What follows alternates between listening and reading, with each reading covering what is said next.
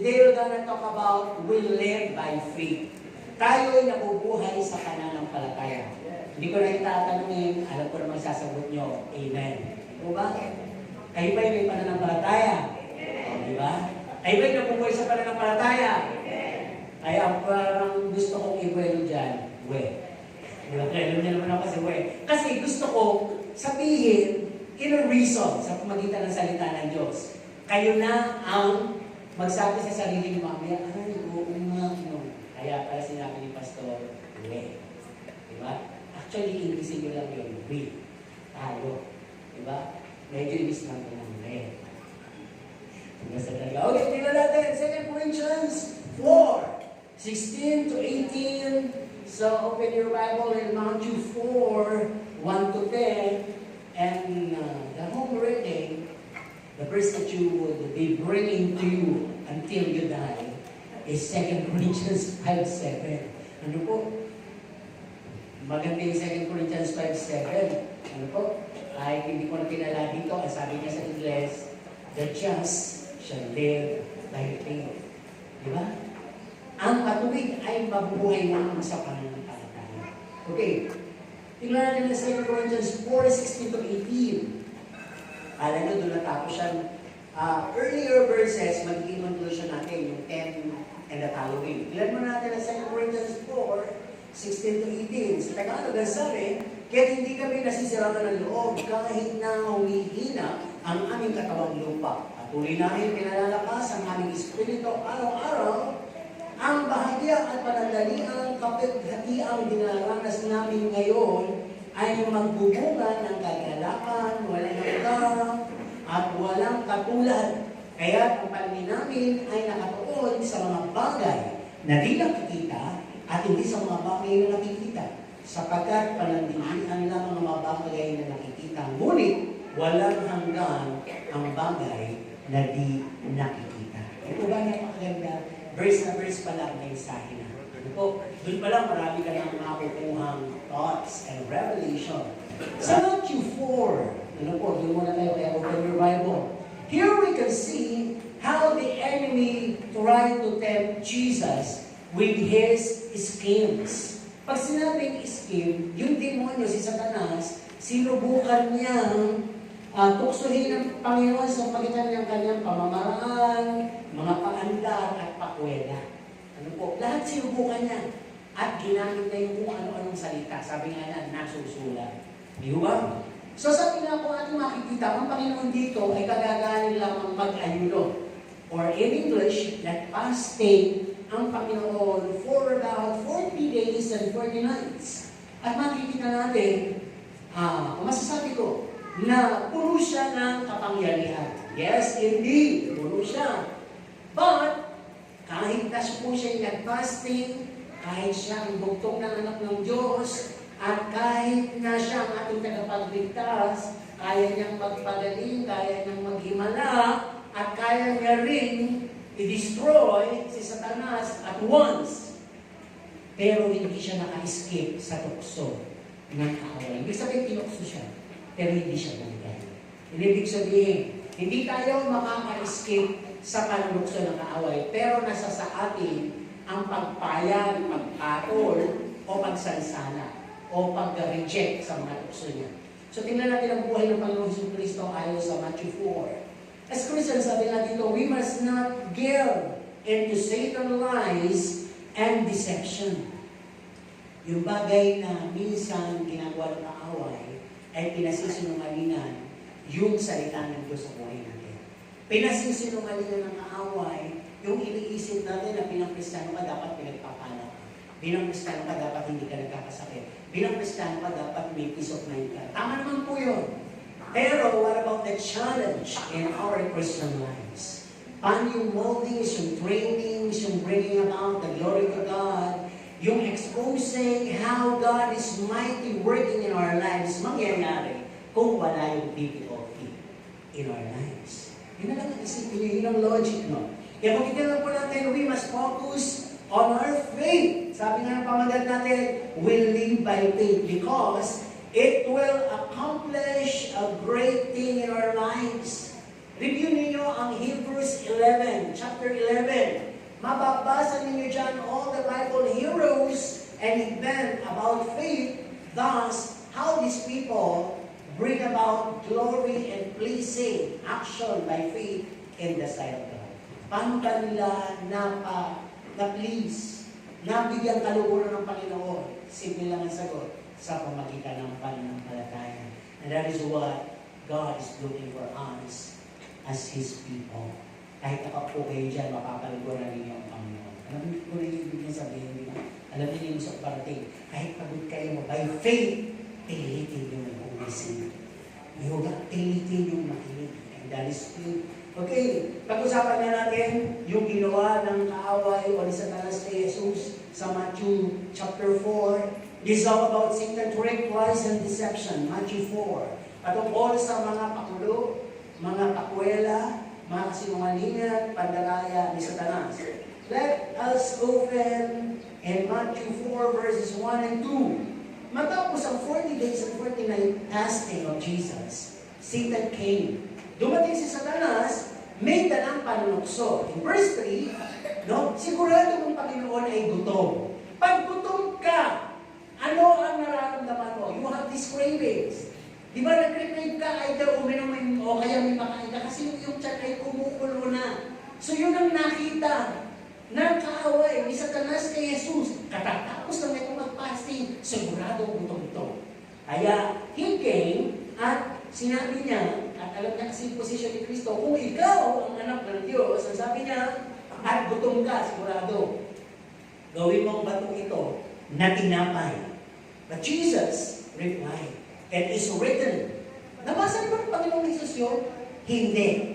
Yung oras na yun, nagbigay ng decree ang Panginoon at hanggang ngayon magagamit natin. Kasi siya yung unang tinukso. Kaya it is written. It is noted. Di ba? Parang yung sinabi niyang period. Ngayon kung sinumulan, ngayon kung sinasabi, written na yan. Kaya nasusulat, sabi ganon. Itanalo, sabi ganon. Not by bread alone, but by the word of God. The word that came out from the mouth of God. Hindi lang sinabi word of God. The word that came out from the mouth of God. Kaya ba lumabas yung salita? Sa bibig ng Diyos. Kay Jesus sa kanya. Di ba? Tingnan natin ang reflection. We've been in the last days now. Tayong lahat involved dito. We are enjoying the kind of life, the eating, di ba? The pleasure, the partying, everything. The marrying, di ba? I am preparing to the days of Noah. Di ba bago gunawin yung mundo noon sa pamagitan ng baha, ay ang mga tao ay nagkakainan, nagiinuman, at nagsisipag-asawa. Look at around our place here in Japan. Kahit sa papuntang kanto dyan, puro kainan. At hindi pa natatapos, ang daming nagtatayo ng mga kainan at makakainan. Palatandaan po yan. Upang ang cravings ng tao sa pagkain, sa pag-inom. Di ba may mga tuwis, dati sa alam, dati gabi lang. Ngayon, ang dami na ng mga flavor na pinag-halo-halo para talagang matikman mo yung iba't ibang klase ng mga mixings ng drink. Di ba? So, hindi pa rin nakawala din yung mga alak. Kaya sabi dito, eating, drinking, marrying, the lust of the eyes, the stomach, and the flesh. You crave for more. Sa Maynila, may bar hopping, may mall hopping. Nainom mo lahat, nakain mo lahat, nakita mo lahat, naranasan mo lahat. Nasarapan ka, naligayahan ka, pero nakontento ka. Hindi po. Masaya ka ba forever? Habang ginagawa mo yung mga oras na yun. Pero pag uwi mo, balik yung problema mo, balik yung alalahanin mo, naubusan ka pa ng pera, meron ka pang alalahanin. So kung titignan po natin, lahat yon ay halos lahat sinubukan mo. No? There is a reminder for us Christian. At ito yung medyo restricted. Ano po? Sabi nga dito, once we've decided to accept and follow Jesus, we must learn to right away na to. Ora mismo. Pag-aralan mo, i-deny ang sarili mo. In our previous sermons, para medyo hindi na makata, hindi ko napapaliwanag yan. Tanggihan mo sarili mo. Hindi mo papatulan lahat ng gusto ng sarili mo. Renewing our minds. Kasi isip natin carnal. Lagi tayo maraming panukala, isip na masama towards our neighbor, sa ating mga sarili. Tanggalin mo yan, mga pagiging negative. No? Third, sabi dito, segregate yourself, set apart yourself from the world. Kung alam mo, mahina ka doon, lumayo ka doon. Kung alam mo, yung mga tao magiging mag-contribute sa kasamaan mo, layuan mo sila, iwasan mo sila. Ano po? Turn our backs from our old ways and habit. No? Huwag mo sasabihin, unti-unti na lang. Lasta lang talaga. Minsan lang to, hindi mo yun mangyayari. You have to decide right away na tigilan, hintuan. At ang sabi nga ng Holy Spirit, tutulungan ka. Practice makes permanent. Ang sabi, reject the temptation that is set before us. At kung po, hindi po natatapos ang tukso. Tukso dito, tukso doon. Dapat bawat tukso, nakakalagpas ka na. Kasi parang grade 1, grade 2, grade 3 yan. Hanggang mapunta ka sa senior high. No? Pag hindi ka nakapasa sa mga tukso sa buhay mo, parang repeater ka sa grade 1. No? Hindi mo natin kita, pero hanggang dun sa tukso yun, hindi ka makalagpas-lagpas. Kaya sabi dito, also we must choose to walk on the path of Jesus. Alam po niya, naglalakad tayo sa kadiliman, niligtas tayo ng Panginoon, binigyan tayo ng kaliwanagan. Sabi ng Panginoon, I am the light of the world. Di ba pagka madilim, may ilaw, doon tayo nagkakaroon ng direction, doon tayo sumusunod. At sinabi niya ang kanyang salita, is a lamp unto our feet and our path. Di mo ba? Kaya kung magbabas tayo ng Biblia, lalong liliwanag po yung ating pathway, yung ating daraanan, yung guidance nandoon. At sabi dito, we must choose to walk the path of Jesus and be near to the people that will lead you to Christ. Maging malapit ka sa mga tao, dadalhin ka talaga kay Kristo.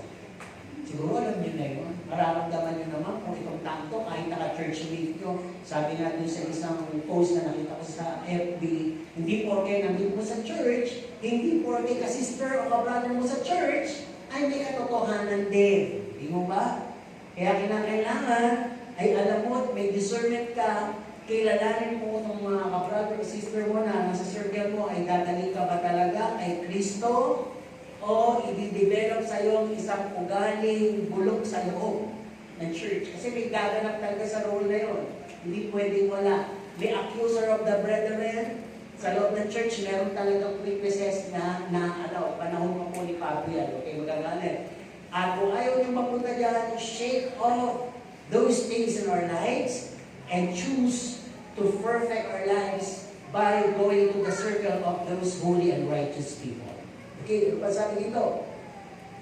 No? Avoid looking on worldly attractions. Oo, hindi naman natin ma-avoid yun eh. Yung pumuputi-puti ka, yung lahat na maganda, tatapusan natitingnan natin. Anong ibig sabihin ng avoid? Pwede naman po natin anggihan. Appreciate lang natin yung ganda. Pangarapin lang natin ang gandang magkaroon nun. Isipin lang din natin kung anong epekto pag nagkaroon ka naman. Ang ganda ng TV nila. Di mo ba? Sana all. Eh, yung may maliit ka lang na cellphone, hindi ka makadalo, malaking TV pa. Hindi lalo na hindi ka nagdadalo. Baka magkaroon ka ng bed sore. Kakanood sa malaking TV mo, nakahiga ka na talaga, prende ka na lahat doon. Hindi po masama. Pero kilala mo ba ang sarili mo? Kaya mo bang tanggihan ang leisure, ang pleasure na pwedeng maramdaman mo? Di ba? Kaya sabi dito, part of that is study and read God's Word. No? At sabi dito, know the life of Jesus. Ito na nga, pinag-aaral natin in Matthew 4. Follow His advocacies and start living by faith. Hindi naman po kailangan, oras mismo magagawa niyo eh. Unti-unti. I believe the Holy Spirit will guide you. Kaya nga nang tanggapin mo, Panginoon, ibinigay siyang kaloob para magsabi sa iyo, anak, hindi ka na ganyan. Magbago ka na. Hindi ka na dyan dadaan. Hindi mo na uulitin yan. Hindi mo na gagawin yan. Masagwa yan sa'yo.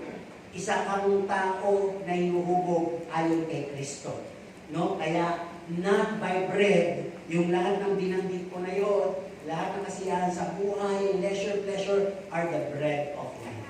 Ino-offer ng Diyos ang kanyang sarili, I am the bread of life. Pag ako kinain nyo, buhay ang mangyayari. Pero pag kinain nyo ang tinapay ng sanlibutan ito, mawawala kayo. Di ba? Tingnan natin. Talong tayo sa verse 5 and 6. Makikita natin, pagtapos doon, parang walang napala. Si Satanas, sabi niya isa pang tukso. Satan brought Jesus in the holy city of Jerusalem. Take note, holy city of Jerusalem. Si Satan nakakapunta sa holy city. Is our church holy? Yes. Is this a holy place? Yes. But Satan is also here, seated with us in the holy temple of God. Kaya pag kayo'y inaantok, bugawin niyo. Pakananin yan. Pag kayo'y naiinip, bugawin din niyo, pakananin yan. Tukso niya yan. Hindi niyo lang narinig dahil mahina ang boses niya. Pumapasok siya sa inyong kaisipan at siyempre natalo siya ng aking mikropono. Diba? Pero meron siyang invisible microphone na tumatagos sa puso't isipan ninyo at unti-unting sinabi, ipikit mo na, iuko mo na, at ipanatag mo ang iyong katawan. Mamaya lalabas na ang triple Z. Okay, balik tayo. In verse 5 and 6, Satan brought him in the holy city of Jerusalem, again, tempting him of his position and confidence. Anak ka ng Diyos, di ba? Kilala siya tutok-tok ng templo. Kung talagang anak ka ng Diyos, tumalon ka kaya, magpakamatay ka, tumalon ka, hindi man sinabi kung kasabi, tumalon ka. Tumalon ka! At pag-uutusan ng iyong Ama sa langit ang mga anghel upang i-rescue ka, upang saluhin ka, at hindi sasayang ang iyong sakong sa lupa. Alam naman ni Satanas yun, di ba? May kanta nga tayong gano'n, di ba? Sa Jehovah Jireh, may provider. Anong sabi doon? He sent His angel over us to rescue us. Di ba? So, titignan po natin, Jesus replied in verse 7, it is written, nasusulat, huwag mong subukan ang Panginoon mong Diyos. Talagang may mangyayari na maghimala. Pero hindi yun ang pinunta ng Panginoon na magpakita ng yabang. Na talagang patunayan ako ang anak ng Diyos. Hindi yun eh. Pagpapakumbaba, kabanalan, katwiran ang dala niya. Kaya hindi siya pinigil sa tukso niya. Diba? Tingnan natin. Ano reflection na to? In 1 Corinthians 10:12, this verse warned us. Ang sabi dito, not to be sure, nor to be overconfident of your spiritual condition. Bilang Kristiyano, huwag na tayo masyado kumpiyansa at iwala sa kondisyon ng ating mga spiritual. Baka assuming tayo, pero kulang tayo sa wisdom and knowledge dahil hindi naman kasi tayo nagbabasa ng Bible o hindi tayo nananalangin. Sabi, we must be rooted in God's Word to have this strong standing foundation that we may not fall. Di ba sabi niya sa 1 Corinthians 10:12, mag-ingat ka na baka sa isang hagupit sa'yo, tukso sa'yo, tumumba ka. Nag-aakala kang nakatayo, pero baka sa isang tukso, tumumba ka. Di mo ba? Ibig sabihin, bumigay ka. Ang Panginoon ang lakas, di mo ba? Bumigay ba siya? Hindi siya bumigay. Kaya kung tingnan po natin, ano pa mga reflection dito? We must not be relying on our own understanding. Doing our own way. Huwag tayo kung magtiwala sa sarili nating kaunawaan, pamamaraan, o ginagamit natin sa salita ng Diyos sa kadahilanan na meron tayong gustong i-justify, o patunayan, o nag-aasong tayo na tayo malakas sa posisyon natin dahil anak tayo ng Diyos. Anak yata ako ng Diyos. Di ba kung may nagsasabi sa inyo, ang lakas mo talaga sa langit. Ayun naman to, talaga. Huwag kayong gano'n. Baka nag-a-assume lang kayo. Di ba? God is fair, giving rain and sunset, rising and sunset, sa righteous and unrighteous. Iba po yung na-bless ka lang in disguise at yung especially blessed ka. Know it. Kasi hindi gano'n na nangyayari. At ang sabi din po dito, no? Remember, once noted in the Bible, that there are those who are ever hearing, studying the Word of God. Lagi naman daw, noted sa Bible ito, may mga taong lagi naman daw nag-aaral, nakikinig ng salita, pero hindi umaabot sa katotohanan. Walang power, ibig sabihin, hindi nababago ang buhay. Hindi nakakalaya. Masarap kumanta. Masarap mag-worship, masarap magbigay, masarap tumalo. But God is more interested in our changed lives. A life that is formed, molded, and likened unto Him. Kaya nga siya tumawag ng followers para maging Christians katulad niya. Ambassadors, representative. Kasi minsan huwag kayo magagalit. Diba? Ano naman yun? Diba? Politika. Ika na lang tayo doon sa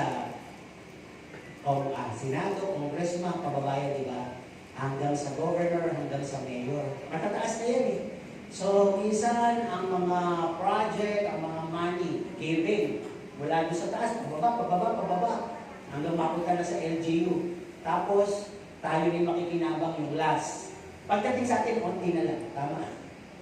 Iba kasi may position eh. Di ba?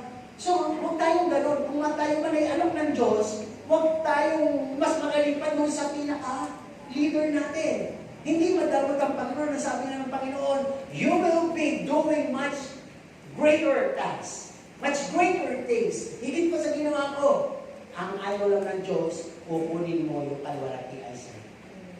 Diba? Binigyan ako ng kagalingan ng Panginoon. Binigyan ako ng kapangyarihan. Ganun lang eh. Dahil malapit ako sa Panginoon. Diba? Alisin natin yung ganun. Yung mga bagay na yun, pagkuha na yun ng kalwalatian ng Panginoon. Remember, marami nga palalayasin ng Panginoon, di ba, nasabi na to?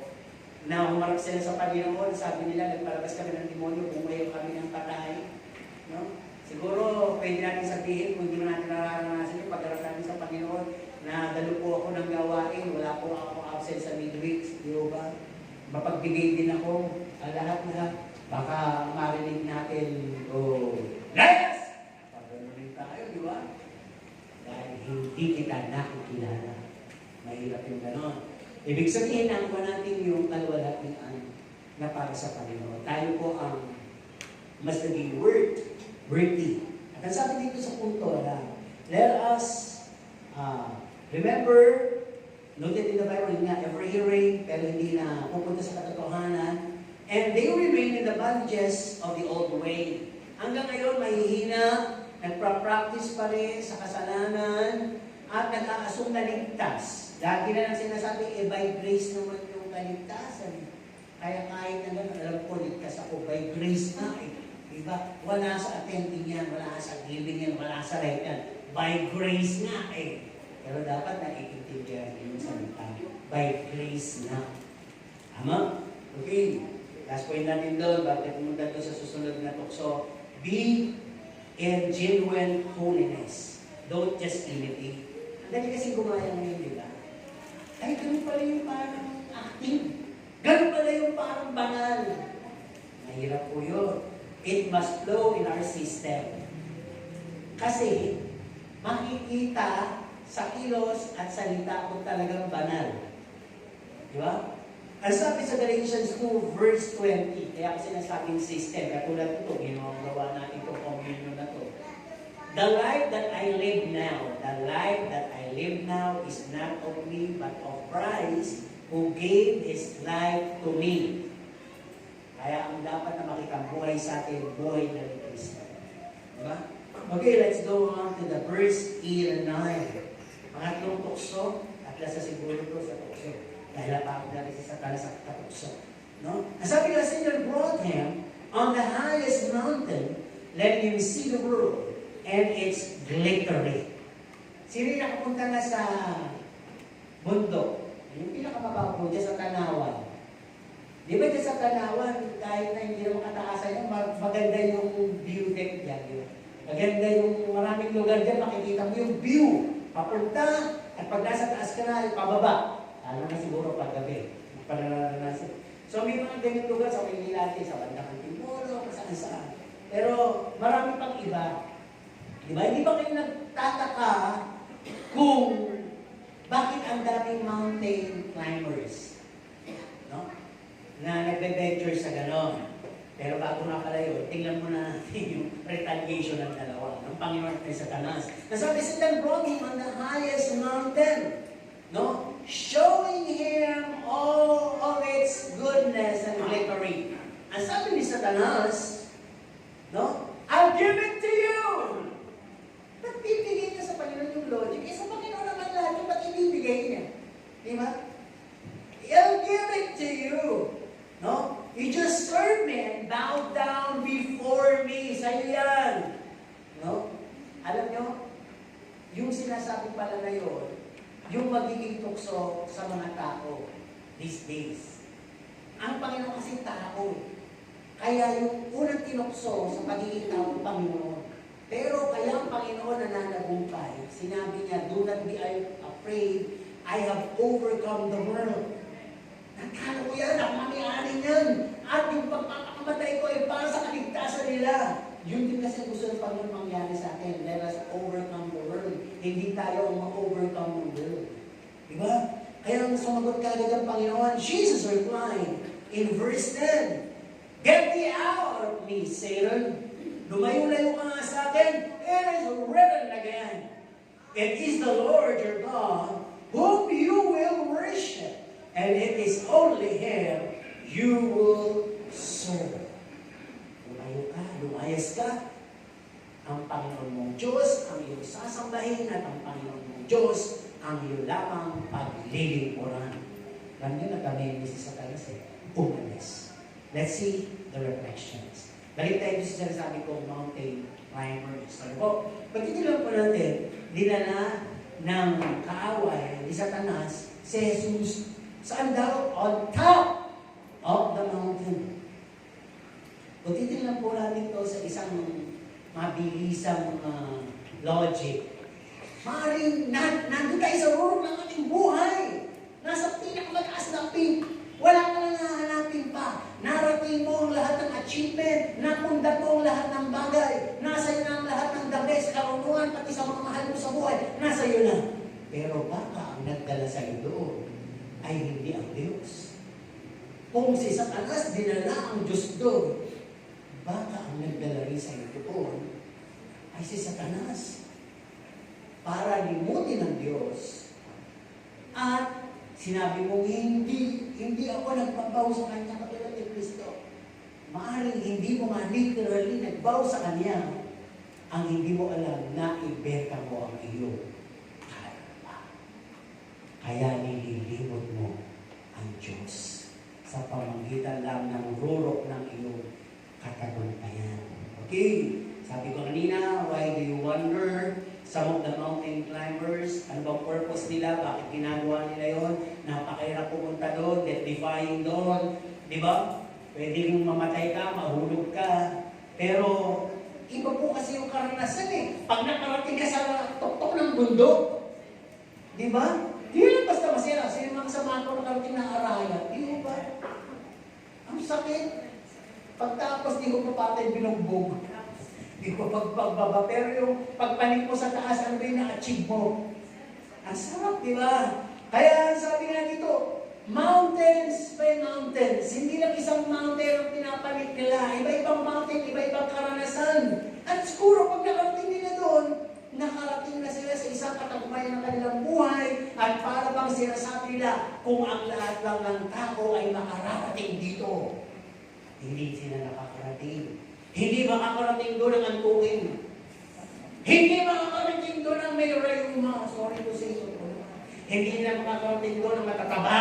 Hindi makakarating doon ang sobrang payat din. Hindi makakarating doon ang lahat ng walang desire, walang focus, walang kung anumang bagay na motibo kung ba't pupunta ka doon, niyayaya ka.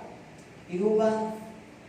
Pero sigurado makakarating doon ang lahat ng mga pangit. Yung mga magaganda kasi maating doon, mapakateklat pa ako. Baka pagka ko dyan, pagbaka ako, naka-wheelchair na ako. May mga ganong kaisipan eh. Maraming atin, kaya hindi ka papanik. Pero yung mga nakakapanik doon at yung talagang pumapanik ng bundok, pag nakapanik sila, siguro sinasabi nila, we have this achievement, we feel it, No? Nakita namin ang view ng mundo. No? At we have this endurance na narating namin ang tuga-tuga o pinakamataas na bahagi at kahanga-hanga at hindi makakalimutan karanasan, memories ang meron kami. Di ba? Pwede nyo yung pagmalaki yun. Ang sabi nga, sinabi ko ito kanina, di ba? Tayo, maaaring nga, tingnan nga natin yung lahat ng katagumpayan sa buhay, pero huwag naman po natin kalimutan ang Diyos. Di mo ba? Dapat makita natin na ang Diyos ay naging bahagi kung bakit natin naabot, narating ang mga bagay na yun. Pero kung hindi natin na-acknowledge ang Panginoon, eh, isa lang yun. Hindi ang Panginoon ang nagdala sa inyo. Kaaway ang nagdala sa inyo. No? Ang sabi nga, you might not notice that you have fallen into Satan's trick, lies, and deception. No? You have given in to it. Yes, sabi kanina, hindi kayo muko, pero baka na-inventa mo yung kaluluwa. Now you find it hard to serve the Lord. Naging habit mo nang magpakataas, magpakayaman, mangarap ng mangarap, magpundar ng magpundar, wala nang Panginoon sa iyong list. Ang list na siya. Huli na siya. Di ba? So, it warned us to not to set our eyes on things na nakikita lang natin. Ang ating mata, ituon natin sa bagay na hindi nakikita. Tingnan po ba? Mahirap po ba yun? On the second part, let's talk about our pattern Christian life to Christ. Alam niyo po, ito yung binabanggit na aming talata kanina sa 2 Corinthians 4:16 to 18. Parang ang hirap yata, nakapanghihina. Bakit? Kasi nga pinapadro ng buhay natin kay Kristo. No? Once we accepted Christ as Lord and Savior, we must seek to follow Him. Sabihin nga natin, I must seek to follow Him. Ano ibig sabihin ng sick? Baka sabihin mo, hindi na ako, may sakit ako. Hindi po yung sick na may sakit, ha? Sick na hanapin. Hanapin ko ang masunod ko siya. No? Yun ang ibig sabihin. Through the help of the Holy Spirit, the process will now start. Ano mangyayari? Pagka iyong kinilala ng Panginoon, kailangan sunod-sunod na mapadro na ang buhay mo agad kay Kristo. May proseso. Ano ito? Transformation of life and change of our thought. Dapat nakita mo, kung dati masama ka, bumubuti ka unti-unti. Kung dating sinungaling ka, pagaan ng pagaan, white lies hanggang wala ng lies. Di ba? Kung dati nagnanakaw ka, hindi ka na nagnanakaw. Di ba may mga account sa Bible niyan? Si Mateo, si Sakeo, di ba? Nagbigay pa sila ng triple sa kanilang mga naargabyado. So, there must be a transformation of life. No? Renewing of our routines and mind and view. Kanina pa sinasabi. No? Baguhin mo yung mindset mo. Lagi mong isipin, mas maganda, mas magaling, mas matalino. Sila na. Di ba? Na akong wala para hindi ka mindset of a servant. Para hindi ka nagpamalaki, hindi ka nagkukumpira, nagsisilbi ka. Ganun yung mga alipin. Kain na lang. Sige yun, pagtapos na ako. Kasi alam niya, servant siya. Least siya. Alam niya, nagsisilbi siya. Ang hirap, di ba? Yaman po, gagawin ko yung pastor. Parang kung wala nang natira. Di ba? Yun yung mga rason natin, pero talagang gano'n eh. Ang sabi nga dito, we must be wise in our action toward our neighbors. Iinisin ka ng kapitbahay mo. May makakasalubong ka nakakakulo ng dugo, maaaring itatapayad ng utang. Be wise in your action. Nangyari sa akin yan. 3 beses kong nakikita. Lagi na sila sabi, nawala yung ano mo eh. Number mo eh. Sabi ko, hindi naman kasi ako nanihingil eh. Kaya sabi ko, nung laging ganon, alam mo yung ano, binibigay ko na sa'yo, yung utang, binibigay ko na sa'yo. Pero siguro hindi siya nakatulog. Maraming taon ang dumating, nabayaran din. Maraming taon ang dumating. So, tingnan natin mabuti. Huwag tayong nag-aagali, huwag tayong nagtatanim, huwag tayong nagkakaroon ng mga himutok. Kasi doon tayo sinusubok eh. Pagsubok yun. Okay? Nakinang kailangan magpabago sa buhay mo, hindi magpabago ng ugali mo. Pusa lang ako. Pag ako, ginali ko, titili ako namin. dapat manatili kang pusa. Alam niyo yung mga pusa, di ba? Maamo, malambing, okay? Masabi dito, the choosing of the circle of our friends and secular and believer. No? Titingnan natin mabuti yan. Yung sino ba yung lagi natin pinupuntahan? Kanino ba tayo laging kumokonek? Sino ba ang source o nag-feed sa atin? Ano ba yung pinipid sa atin? Ang sabi po sa Bible, gossip is good, but it is poisonous. Poisonous po yun. Dahil magbibigay ng kabulukan sa mindset mo.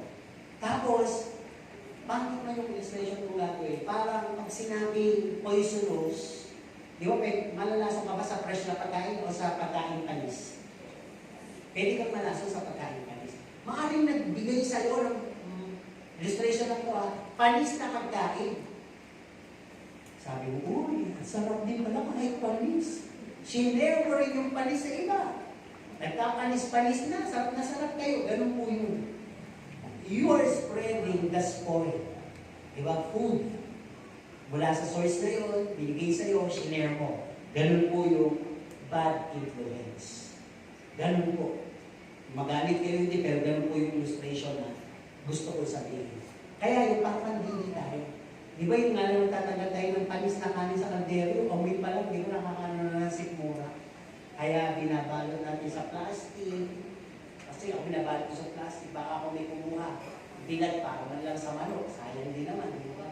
Pero pag naamoy mo yung panis na yun, kahit yung kaldero na yun, yung rice cooker, pag di mo hinugasan mabuti, magsahin ka ulit, panis na rin siya. Ganun yun eh.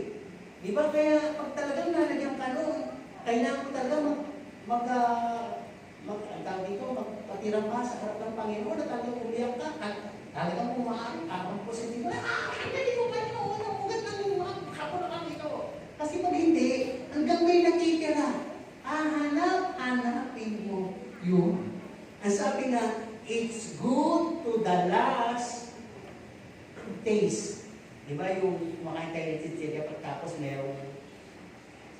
cheese flavor. Di ba kahit patanda na tayo, pagdating? Di ba? Ayun ang masarap yung huling-huli. Di ba yung huling-huli patak ng soft drinks? Di ba? Parang pagtapos, hanapin mo uli. So, gano'n ninyo. Teka, may pahabol pa. Alam mo ba? Susunod na, kabanata ulit. Kaya tatawag ka pa, pupunta ka pa, may dala ka pang pamilyenda ng umaba. Pero lahat po yung hindi po na ayaw dito sa pattern price line na binibigay sa atin. Pinaiiwas po tayo doon. No? Ang sabi din dito, amidst all this, we also are in God's molding and reshaping. Bilang anak ng Diyos, minomold po tayo, nire-reshape po tayo. Involved po dito yung cutting, no? Yung pruning, yung cleansing. Ano ibig sabihin? Talagang pinaihiwalay tayo ng Panginoon sa old past natin na habit and friends. Talagang pinaka-cut off ng Panginoon ang leisure, pleasure, habits natin. Talagang minsan ang Panginoon, kino-close ng opportunity na yon, lalo na kung mapapahama ka lang doon. Pinagsasara ka talaga ng Panginoon ng pinto. At sometimes, ang dami mong source biglang na-limit. Na-cut off, naputol, nagdidiscipline kasi ang Panginoon. Ano pa? May mga kaibigan ka, you found rejection, kahit na lang pamilya mo, na-reject ka na. Ano pa? Hindi pa natapos doon, may trials, may pain, may suffering, may diseases, may affliction. Hindi pa natatapos, hindi pa gumagaling si tatay, si nanay naman, hindi pa gumagaling si nanay, ako naman, hindi pa ako gumagaling, o asawa ko naman, hindi pa kami gumagaling, o anak ko naman. At talagang lahat nagkakasakit. Di ba? Lahat po yun. Trainings and moldings ng Panginoon, napapattern tayo sa buhay niya.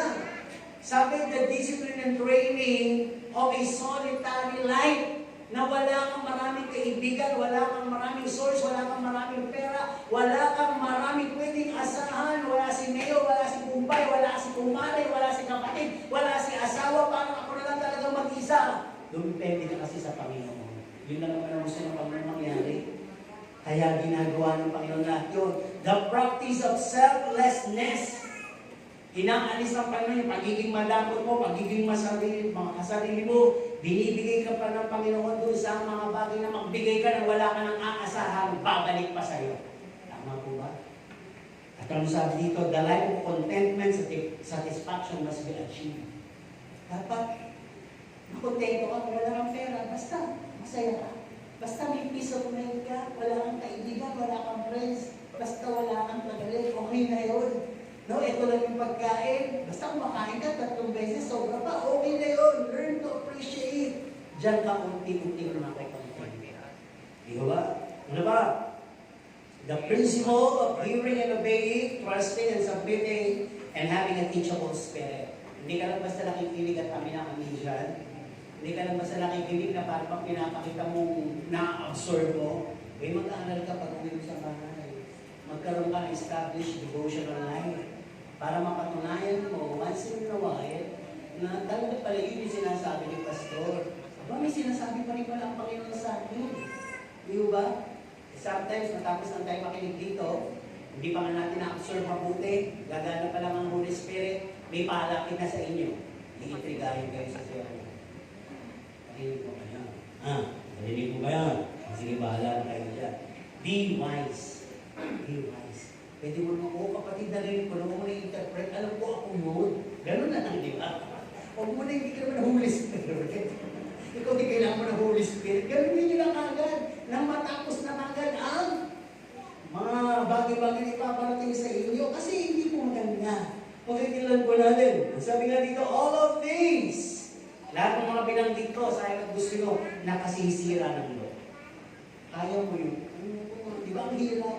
Pero sumunod ka kay Kristo eh. Tinanggap mo siya, hindi pwedeng hindi ka pumasok sa sinasabi ko. Kaya sabi, nakakasira ng loob ko, nakapangihina ng lupang katawan. Ay, walang party. Ay, walang ala. Walang vision, walang kaibigan, wala. Nakapangihina naman talaga yun. For a moment. Kasi nga, dinidisiplina ka. For a moment. Pero sabi nga dito, ito ang magiging rebuttal o pansansala ng isang Kristiyano. Patuloy namang pinalalakas ang aming espiritu araw-araw. Di ba humina yung physical laman yan eh. Pero ang dapat lumakas yung espiritu araw-araw. At sabi nga dito sa verse 17, mag-antay ka kasi. Hindi pwedeng oras mismo ang gantimpala ng Panginoon. Ang sabi sa verse 17, ang bahagyang panandaliang dinaranas na kapaghatian ito. Yung dinadanas ninyo, sino dito yung nagkakasakit 1 linggo? O yung meron kayong members of the family na alagaan nyo, taon na may sakit. No, sasabihin, Pastor, yung may sinasabi mo panandali ang dinaranas. Yung may sasabihin mo na bahagyang bagay o oras lang na dinaranas na pagsubok.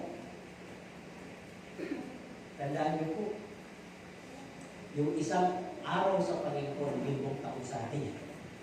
Kaya kung binabanggit ito ng mga matuto lang tayong mag-antay. Huwag natin pangunahan, huwag tayong mag-conclude. Agad, tapos meron agad tayong conclusion sa sabihin natin. Alam ko, Lord, papagalingin mo ko. Alam ko, Lord, papagalingin mo siya. Alam ko, papagalingin mo kami. Hindi ka naman kayo mag-improve eh. Ano sabi mo ngayon? Kala ko ba totoo kang Diyos? Ayan. Nanunumbat ka na. Eh, wala pa sa kuko ng Panginoon. Pero lahat yun narinig na agad ng Panginoon na ibinabalik mo sa Panginoon. Ba? Wala pa tayo sa salvation. Wala pa tayo sa trusting. Wala pa tayo siguro application ng faith eh. Bakit hindi pa tayo nagsisimula eh. Pero ang maganda pinangako agad. Sabi nga dito, ang bahagya at panandaliang dinaranas na kapigatian ito ay magbubunga ng walang hanggang kagalakan at walang atulad. Lagi na po yung pinag-uusapan dyan.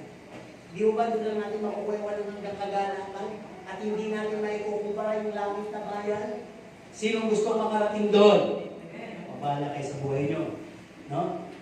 Ibig sabihin, hindi ko kayo makaligtas. Nangangaral lang ako. Ibig sabihin, i-absorb nyo to at gawin natin lahat, sikapin natin para makarating tayo doon. Wala ko madadaling tayo ng Panginoong Jesus doon. Tandaan po ninyo, may palatuntunan ng Panginoon. Alam po ninyo, ang qualified talaga Dadating kita sa langit, anong dala mo? Ang hinahanap ko sagot, kaluluwa. Tama mo ba? Kasi nga Lord of the harvest siya eh. Tama, di ba yung paulit-ulit ko sila sabi?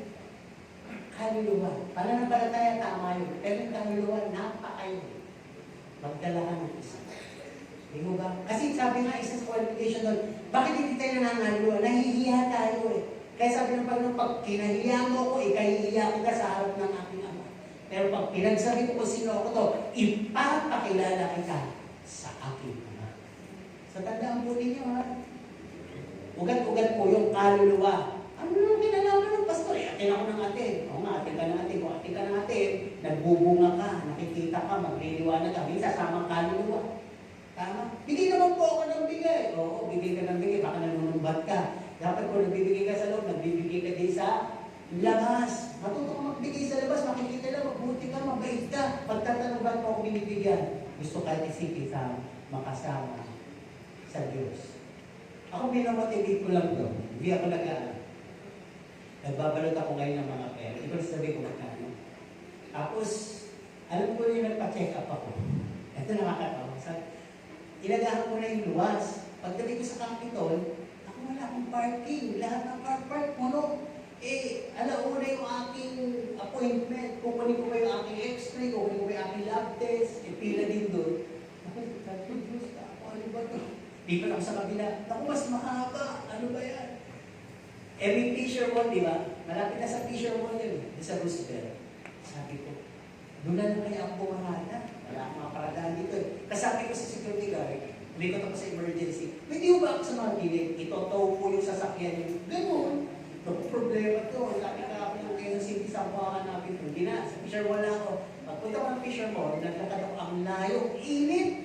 Grabe. Parang mula dito hanggang Robinsons. Ganun yung lalakarin mo.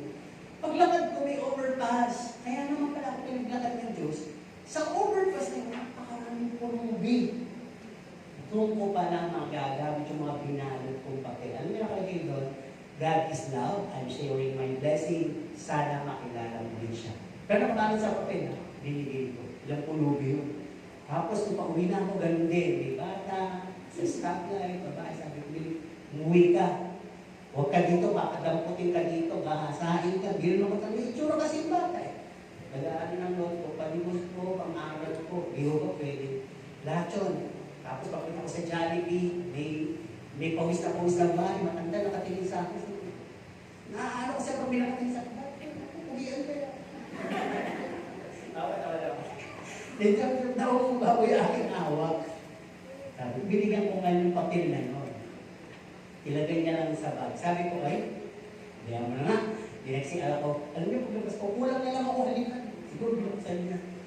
Salamat, hulog ka lang Diyos. Sabi, hindi po ako hulog. Pinadala po ako. gutom kasi ako. Sabi niya, sige po, salamat po. Yung pala ang purpose. Kaya minsan huwag tayong bulog ng bulog. Ano ba ito? Walang mapapagyan.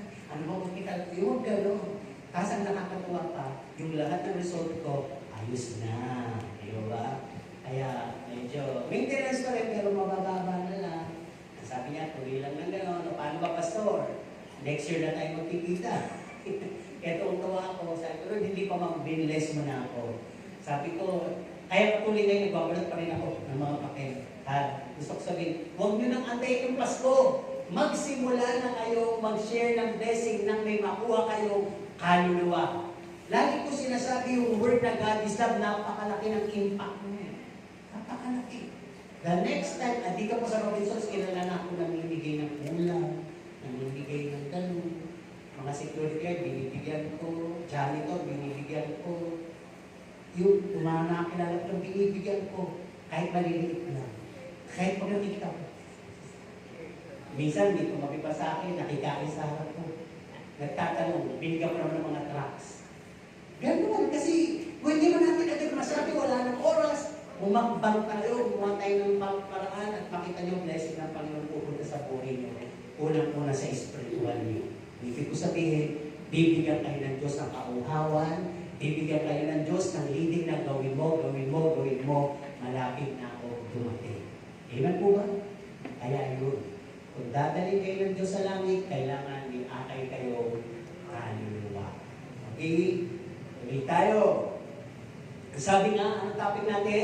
We live by faith. Okay? When we speak of faith, it is a process. Sabi nga natin, process. Narinig nyo na yung mensahe. Pananampalataya sa una, sa gitna, at sa huli.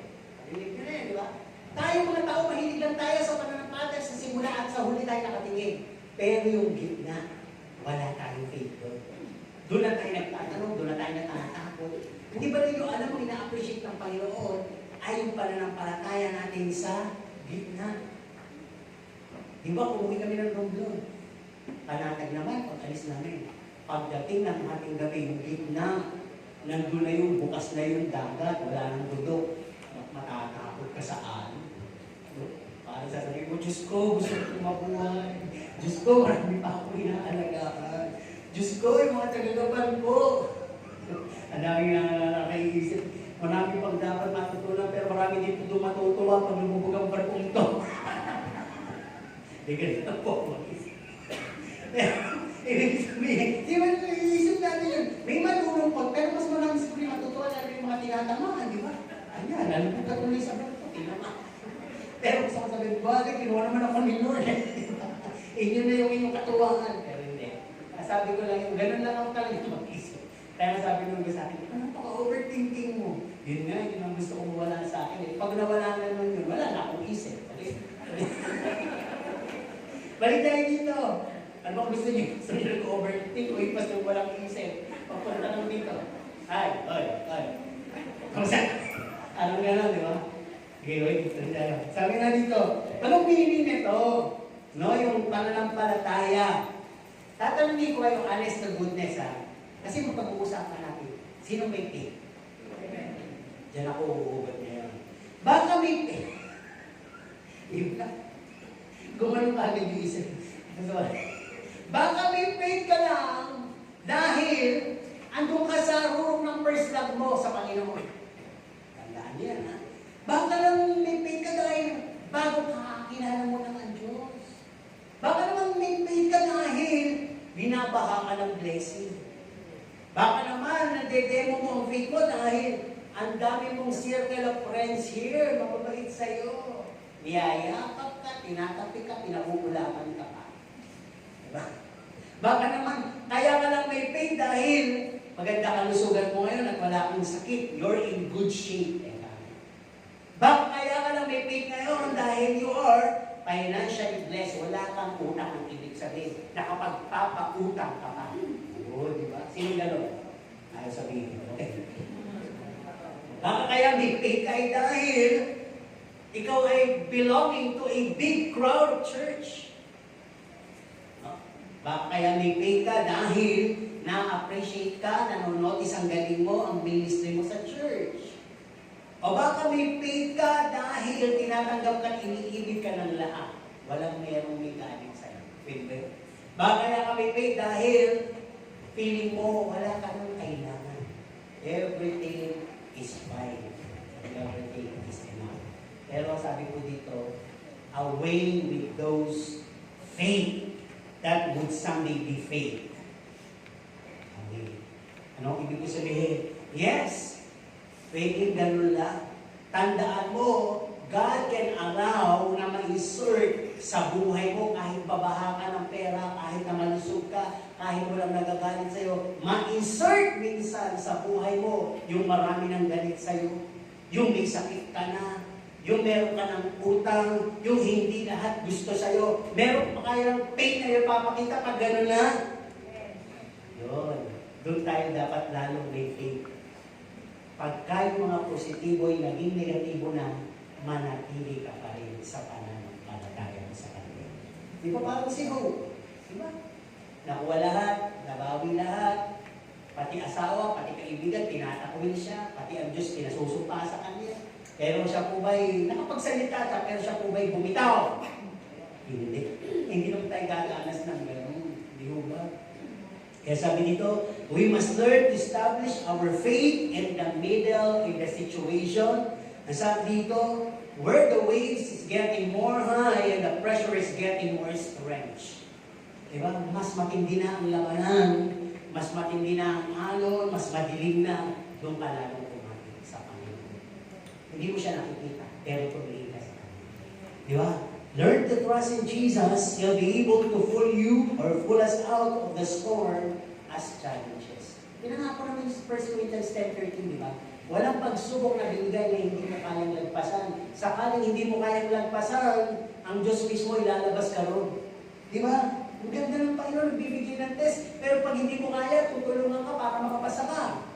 Illustrasyon tayo para ng kansya. Sabi dito, without the test of faith, without the shaking of our fails, nothing can be made full to the extent and content which in time will be enjoying the fullness of its totality. Parang alkansya yan. Di ba? Ako nag-alkansya ako ngayon, pero bukas. Nalagyan ko sa bote, sabi ko nga, may mission ako dun eh. Puno na yung isa. Pero pinipilit ko pa rin kalugin. Habang kinakalog ko naman, bumababa. At napupuno ko pa. Ganon din pala yan. Habang tayo ay binibigyan ng pagsubok, kinakalog, para mapuno, and in time, aali tayo ng siksik, liglig, at nag-uumangaw. Less trials, it can be no blessings at all. More trial, it means more blessings at all. Ito natin, on the last conclusion natin, balikan natin ang 2 Corinthians 4, 7 to 10. Kanina ay 2 Corinthians 4, 16 to 18. No? Buhitan nyo lang to. Bilang lingkod ng Diyos, ano mang pwede nating maranasan? Sinasabi ko na ito sa inyo para huwag kayong bibigay kung sakaling dumating sa buhay ninyo ito. Sabi, pwedeng mangyari na ang magkabi-kabilang pagpapahirap darating sa buhay natin. Pero sabi, hindi tayo maluluti. Sabi din dito, no, patuloy na nababagbag, pero di nawawala ng pag-asa. Sabi, patuloy na inuusig, pero hindi pinababayaan. No? 2 Corinthians 4, 7 to 10. At ang sabi, napapatumba kami, pero hindi lubusan na ilulubog. Di ba ang ganda? Pwede mo yan sa atin yun. Kasi sabi dito, lagi namin taglay sa aming katawan ang kamatayan ni Jesus. Katulad ni Jesus. Di ba? Pinatay. Ano po? Nalusig. Lahat yun. Sabi dito, upang sa pamagitan ng aming katawan ay maihayag ang buhay niya. Tama po ba? Sa lahat pala ng pagsubok na pinapayagan sa buhay natin, kung may injure natin, ang mahayag ay ang buhay ni Jesus sa buhay natin. Doon masasabi, gagantin pala ang tayo ng pag-eternal life. Kasi, di ba sabi na yung namatay kay Kristo, to those who lose their lives in Jesus will find it. Pero yung sinay mo ang buhay mo, mawawalan tayo. Di ba? On the last conclusion, sabi, this speak about the faith. Yung faith natin kailangan nagpapatotoo. Yung faith natin kailangan nakalulugod kay God. At kailangan it will bring us to eternity. No? Kasi sabi, we have been through this. No? Pwede kasi tayo tanongin ng Panginoon eh. Ako na magtatanong sa inyo. Naranasan niyo po ba yung ganong katinding mga pagsubok kahit tulad nung aking mga binabanggit, yung talagang magkabilang paghihirap, nandun yung nabapagabag ka, inubusig ka pa, tapos pilit ka dinanaw. Naranasan niyo ba yun? Pero buti nakatayo kayo. Kasi pag hindi nyo pa nararanasan nyo, pwedeng tanongin kayo ng Panginoon. Nasaan ka? Nang nagbibigay ako ng pagsubok. Where were you? Ang isa pang tanong, kailan ka magsisimula na pumaloob doon sa pagsubok na yun? Nang ibig sabihin yung title natin, kailan ka magsisimula mabubuhay ng may pananampalataya? Kailan? Kaya kung wala pa, hindi pa uli kasi kung dati ng pagkakapya, hindi ka nakasama. Kaya magsimula ka na para pag dumating ang Panginoon, kasama ka. Sabi dito, start to display and work out your faith.